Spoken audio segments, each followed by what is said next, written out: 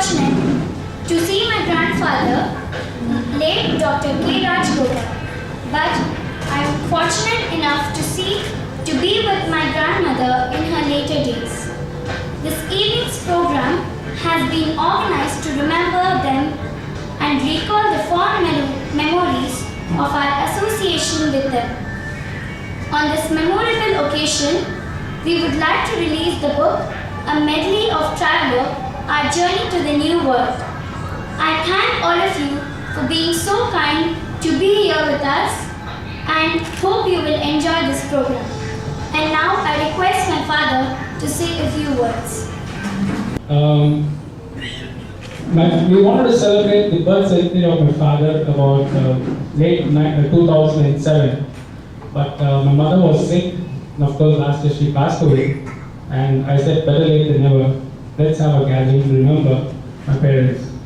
My father of course passed away about 12 years back, my mother last year, but the very fact that all of you are here is the fact that all of you have respect and love and affection for my parents. My parents had been to the US, courtesy Dr. C.K. Travelogue, my uncle, and Gayatri auntie, and he had jotted down in his tour diary all his memories of the trip. So I dug out that diary, reconstructed the whole trip, and have written a book commemorating their experience in the US. So we thought we will publish it and release it as part of this commemoration program. I made a small audiovisual presentation going down memory lane of my parents, their trip to the US, and also recollecting some of the relatives that we have over here. I hope you will enjoy it. Of Travelogue, Our Journey to the New World. Some of us in younger days, especially Mahesh uncle, Billy uncle, Gayatri auntie. In fact, everybody here are featured in some photograph or the other. There were no digital photographs those days, so I picked up all the photographs collected from so many people, scanned them, and then tried to make a small movie of it. I hope you like that. I can always present a copy to all of you all who are once about it. Now, about this particular book which we have tried to recreate, as I said, my father had been to the United Kingdom almost about 60 years back in the late 30s and early 40s as a Rockefeller scholar. He went to Cambridge University to do his research in the Dunn Nutritional Laboratory, and unfortunately he couldn't take his wife along with him. And for long he felt very bad about it, that he went abroad but couldn't take his wife. Fortunately for us, courtesy Billy uncle and Gayatri auntie and all the other relatives in the US, that dream materialized in late 80s.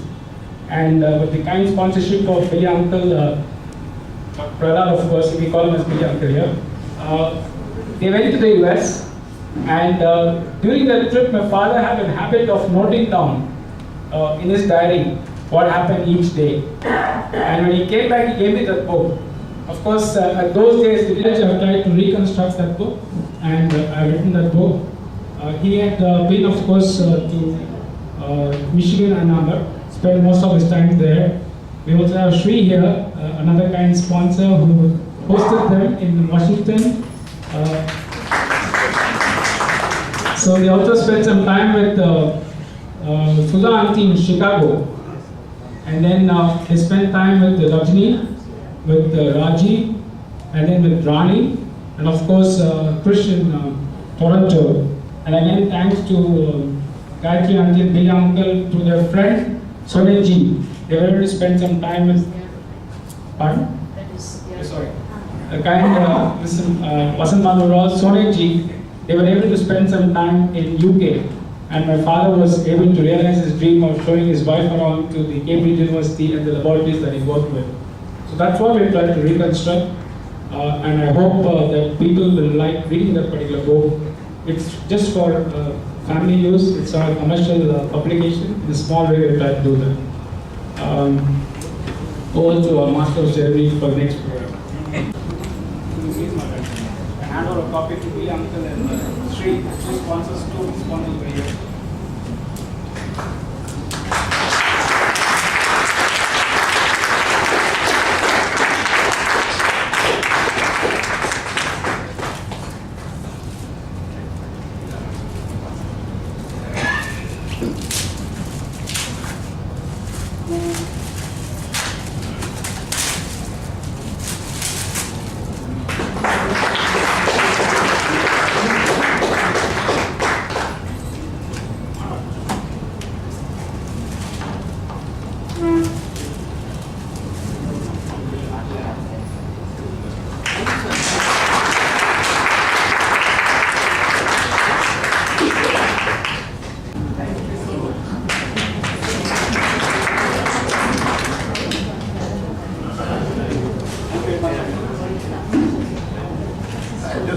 Yeah, say a few words about my father.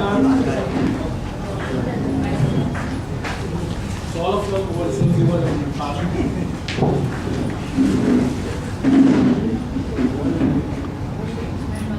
I think my husband was been associated with Dr. Balgopal for the longest period of time. And though when I was in my young age, I didn't have the opportunity of meeting Balgopal and Vadini, because I used to meet my mother's at Madras, Chennai. He used to have his mathematical laboratory and his residence very close to where I was staying. So we used to meet frequently. Then after that, then at Bangalore, maybe for about 10, 12 years, we used to frequently meet. So during those days, he used to share nostalgic memories of his stay in Madanapalli, where I was born. Because his father, my grandfather, was serving in Madanapalli as a district principal. Then he used to tell us about his experiences studying in school in Bangalore. And he has had such memory that he could tell the names of his Telugu teacher. He studied Telugu also for some time. And he used to tell various things, episodes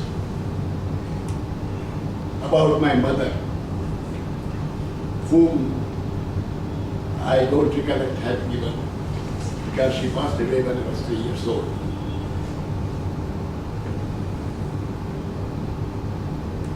And one thing I can tell about Uncle Rajgopal is that he would never confront anybody. He would never raise his voice.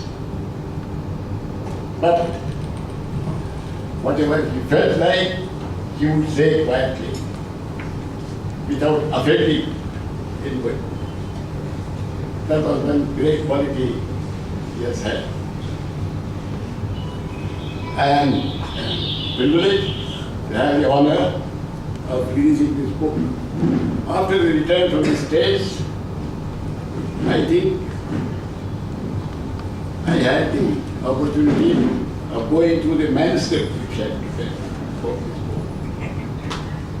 I think subsequently you must have, you said you have recreated and so I know most of whatever is written in this book. So I do not want to go on telling more about my association with Rajgopal. And I'm very happy that I've had this opportunity of doing so. Thank you very much. Since he was a young boy at Madras, and the care which Dr. Rajgopal used to take about his education, I think throughout, whichever course you took, he used to read all your books and discuss with you. That was very remarkable at his age to have, he was a doctor, reading books on personal management.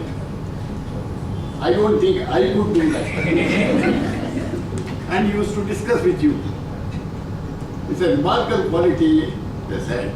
And I must also commend Ramesh for being so grateful to him and for doing this excellent work.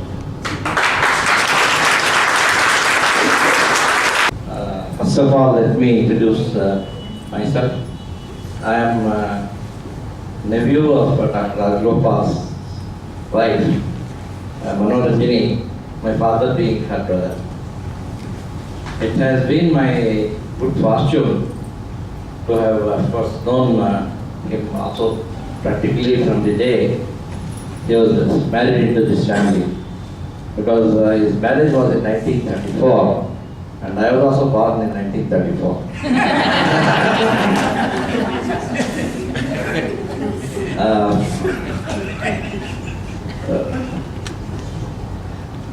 While I always admired Dr. Rajgopal from a very young age for the extraordinary culture which he exuded, where whatever subject he was talking, whether pleasant or unpleasant. This was something which I always admired in him, and I tried many times, in fact, that is the way one should deal with fellow human beings. And this is one of the lessons I learned from him. The second point which I thought I might mention is after I grew up and it turned out that I used to pass through Madras or Chennai a fair number of times every year due to some technical activities in my academic field and so on. I used to stay with them and discuss practically any subject under the sun. The amazing thing I found was whether it was talking about Indian philosophy, Sanskrit slokas, their meanings, and so on and so forth, any topic. He was so well, used to be so well informed, and discussing anything with him was a pleasure. I never used to get bored. Now it is, I can go on like this, and for Ramesh, I was just telling him the other day, don't forget that I have known you since you are a 3-year-old boy. So there is nothing that you can hide from me. Don't be so sure.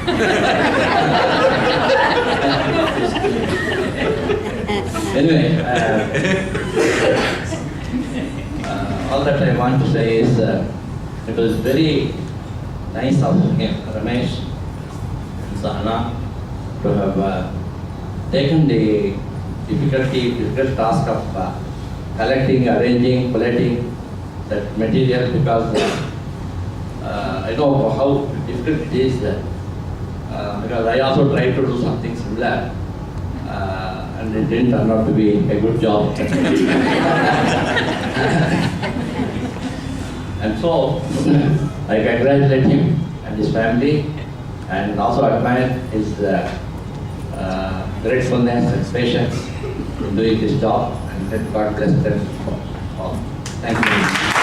Last meeting I had with him during one of my professional visits to one of the leading nursing homes, and he happened to be there because he was a consultant for the lab investigation services in that hospital.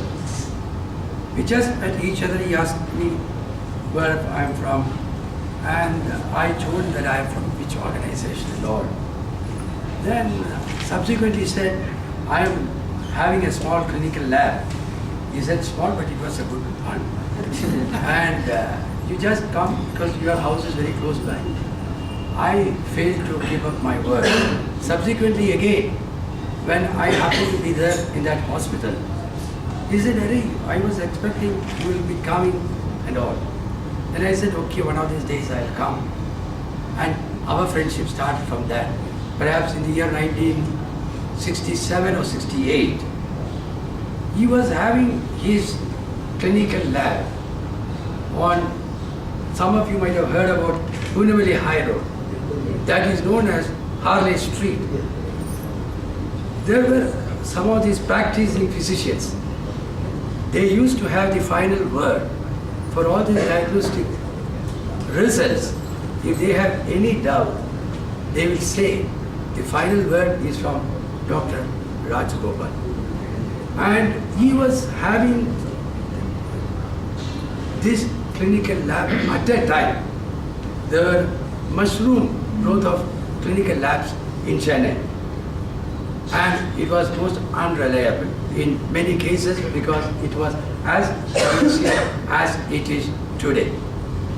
There was no software support or any of such kind of updated or state-of-the-art things which we are having today.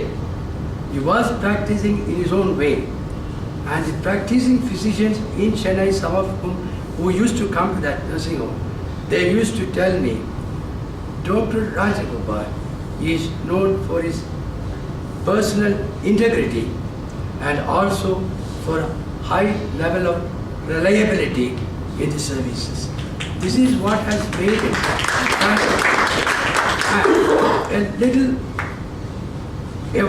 another 5 or 6 years later, then came this concept of, as Mr. Madhvesh knows very well, came the situation or in medicine, we all came to know about evidence-based medicine. And in this evidence-based medicine, with his high skills in providing timely information on diagnostic aspects of any disease, he contributed substantially to this evidence-based medicine. This is the professional side of Dr. Rajagopal. Now, coming to his social relationship, he is a person who had an uncanny ability to remember the genealogy of many of the families who are present here. Even I wasn't aware of the fact that there were so many ancestors who I never knew about it, but he knew about it. That the kind of in-depth knowledge he had, and he used to take abiding interest in the individuals of various other families, and he used to be a good Samaritan. Now, that is the social aspect of it. Then I'll come to his remarkable memory power. 3 years before he died, I used to come to Bangalore. I will never go back to Chennai without seeing him. So 3 or 4 years, I think, I don't know exactly, because my memory is getting debilitated. Okay? Now, he told me, Srinivas, you know any professor of organic chemistry in Chennai? Are you in acquired touch with that? I said, I know, sir, what it is for.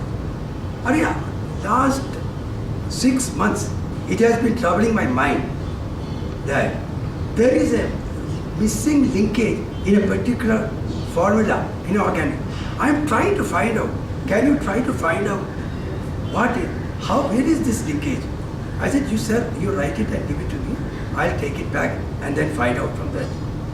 Then I went back, and then afterwards I could not get any information. Why I am mentioning is, he was intellectually well preserved even at that ripe old age. These are all some of the traits which come. If you had told me that I have to speak, then I would also made a collection of all random thoughts, because I used to be a monthly visitor to him. If I fail to visit Giri Road, I'll get a call from him that, what happened to you? Are you on tour? Are you in Chennai? Or where are you? He has asked me. Then, once Ramesh, I think he must have been about 7 years or 8 years, I don't remember. I got a frantic call from Dr. Rajagopal. Please come immediately. Why? He has got some ear problem. You have to rush him to ENT surgeon and see what it is. Immediately I took him to Government General Hospital ENT department. He said, don't take it to the PGs. I want him to be shown to either an additional professor or a senior professor only should see him. Nobody else should see. Don't take him to any junior doctor or junior.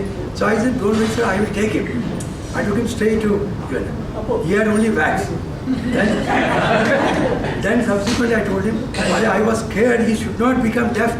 I was so scared because he was not able to listen what I was talking to him. Because, in other words, I'm sure it is an excellent tribute you have done to your father and mother by organizing this one. In these days, it is a very rare thing. Memories of their trip to the US. They only stayed with us for a few days, but those pictures you saw were of Uncle Rajgopal reading to my children when they were really little, and now of course they're all grown up. But he saw everything. He was very impressed, I remember, with the Lincoln Memorial, and he's apparently Sudhi was the one who used to take them on the trips, and he apparently stood in front of the Lincoln Memorial and he read the entire speech, and he was very moved. Father-in-law, in many ways. I mean, both were very thoughtful and very given to very thoughtful conversations and so on. So it was really nice to have them. I'd like to say also that I really appreciate Ramesh's efforts, and I think he's been a very good son, and I'm sure both Dr. and Mrs. Rajgopal would be very proud of everything that you've done. I have to thank Ramesh for one other thing. He gave me a line that I've had occasion to use on many useful occasions. I remember when you were a little boy, Ramesh, I don't know how old you might have been. I'm thinking about 25 or 26 years ago. I don't know how old you are. But anyway, you were a fairly young fellow, and you were standing outside with Sudhi and at the gate and gazing up at the night sky in Madras. And Sudhi apparently said to you, Ramesh, the universe is limitless. To which you replied, and this has really been very handy for me later on. Apparently you said, come on Sudhi, everything has a limit. So, since then, I've had to say that to Sudhi many times in my life. So, thank you for that. They've been neighbors for long, and Sahana's uncle. I had an opportunity to meet Mr. Rajgopal and Mrs. When Sana was just late, she was staying in that place. And often they used to come to our house. Any function was there, whether it was a Gauri Puja or Rama Lakshmi, they used to come. They never used to feel that I was far away and not so close and related. And I really appreciated them, and whenever we used to visit them, they used to talk with us very nice way, and I never felt that they were faraway relatives or something. And I really feel privileged being the youngest daughter-in-law in the family to have known them. And my memories of her are really fond memories, and one of the memories of her is of being an excellent cook. I came from a very different background, and she was the one who kind of gave me hints on what to do to dress up whatever you did. and of course, their visit to our home was very, very special. She always had a good time talking to my children, and most of all, getting us acquainted with the people in our family whom we never knew, their backgrounds, and my children took great interest in writing down the genealogy from my brother-in-law. And I think the biggest privilege they had was to have Ramesh and Sahana as their son and daughter-in-law. And I think, Ramesh, you have done a commendable job, and I hope someday your children will also pay you back what you have done for your parents. Of competition, fortune in the bottom of pyramid, and the new book, New Age of Innovation. He's been awarded 3 times the McKinsey Award, voted the most influential thinker by the Business Week, as the most influential thinker by Thinker 50, and the Global Indian Award by NASCOM. What Raju and Vadni, as we used to call them, is more for us. It purifies us. Because they were extraordinary people. And I think there are many things that words cannot say, many things that pictures won't say. For example, he is one of those people who could deeply immerse himself in any subject. So I once gave him Hawkins' book on Brief History of Time. I read it. I have a physics background, not much of physics, but I have some background. And I read it and I said, it's interesting, and left it at that. I came back after 6 months. He brought the book out and said, there is some disconnect between what is said in page 33 and some page 183 or something. Now, he expected me to have read it with the same care and have figured out for myself how to reconcile the problem. That is a different generation. And this is just an example of commitment to personal excellence, quiet scholarship. It is not very visible to outsiders. He didn't do it for others. He did it for himself to understand. So I can give you lots of stories like this. And it kept me thinking. I read the book. I didn't read it that carefully. If I didn't understand something, I said, okay, I could get on with not understanding it fully. Not him. That makes a difference. When I was contemplating a career in academics and research, of course, my uncle Narendra and Raju were the two people I can look up to.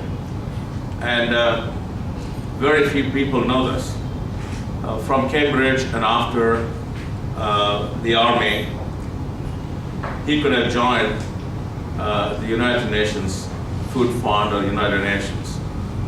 He said, I have no right to go and help poor people in other countries. There are so many poor people in my country need help. He came back, and of course the system did not understand what a gift he gave to this country. So I believe still that he had continued at Cambridge, he had continued his research career, maybe he would have had the first Nobel Prize in my family. He was that quality. So all that we can do is a paid substitute for what he could have accomplished. Now, we don't know whether he would have gotten a Nobel Prize or not, but I do know that the person who worked with him very early on, Martin and Rajgopal, most of the papers was Rajgopal and Martin. He won the Nobel Prize. So I think reasonable chance is never, Nobel Prizes are never 100%, but even if it's a 5% chance, he has a chance. And there is another thing that I find interesting. His intellectual curiosity never wavered. When he was in Ann Arbor, my son also was studying biochemistry and genetics. So he wanted to talk about a little bit about A vitamin chemistry and something that is, he still was bugging him. And so poor Murli had to bring all the books. And just like my father used to do, he would read it all through the day. When you come back home, he would ask you questions. I had the same problem about physics. So my father was not a physicist, but he would read my books and then ask me questions, and I had no clue. And then he would say, how come you can sleep if you don't understand this? I did sleep quite well. But it's a very different generation of people. If you're intellectually curious, if you don't understand something, you have to search till you get it. It's a very different kind of people. And I think we are so fortunate that all my brothers were very different. Each one had unique strengths. Madhvesh and I learned a lot from all of them. But Raju was quite different. He was quiet. He was much more introspective, almost shy, didn't say much. But if you want to find out how good he was, you had to spend the time, sit with him and ask questions. Then you got to know a little bit more. He didn't volunteer his intelligence or his deep insights. But I'll never forget the amount of time he spent thinking about A vitamin chemistry in Ann Arbor. So it put us all to shame. I wish when I'm at his age, I would hopefully be intellectually as vigorous as they were. And I think the last thing I would say is, both Raju and Vadni were never sloppy. You get up in the morning, they were well dressed, they were presentable. I think it's also says something, it's not just about one aspect of the person, high level of intelligence, great ability to empathize with people, and as Vasanta said, never confront, but be clear about what you think, never hurt anybody. All those are very good qualities, but I think it is the sum total of the package that was unique. And all my brothers were different packages. They were all very different, but all of them were quite interesting, remarkable people. And I think they all worked very well together. And I think for them coming to US and to Ann Arbor was the best privilege we had. We learned a lot. Our children learned a little bit of Kannada. They learned a lot about our family. And that was our privilege. It was not something we did for them. They did a lot more for us. And I think I just want to say one last word. I wish all of us as parents would be as lucky as Raju and Vande were. Kind words, and as I said, we are very deeply indebted to my father and mother, and whatever we are today is but for the kind benevolence of Raju and Mana auntie. And the fact that all of you are here and this hall is full reflects on the respect, the love and affection all of you have had to my parents.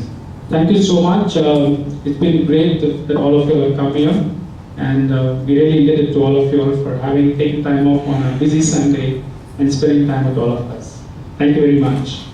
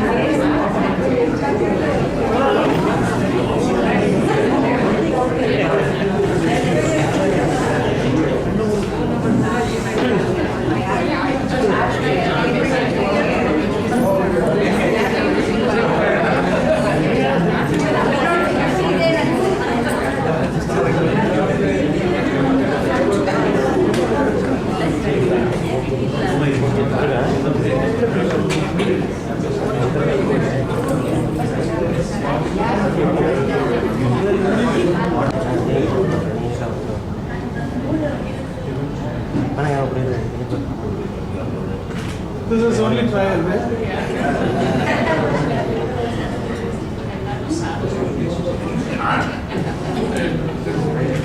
This is also trial.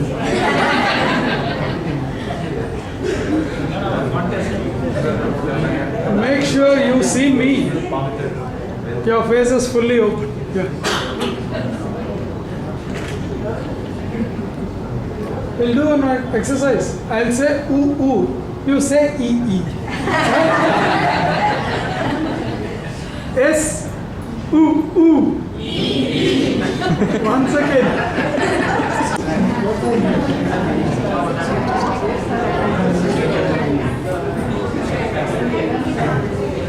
New, ಸ್ವಲ್ಪ. Madam, new. ಸ್ವಲ್ಪ.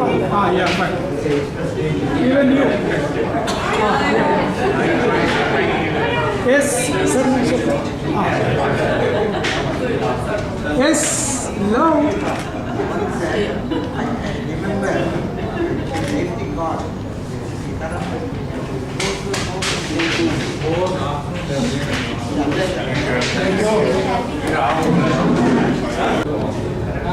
Yes, low. Okay.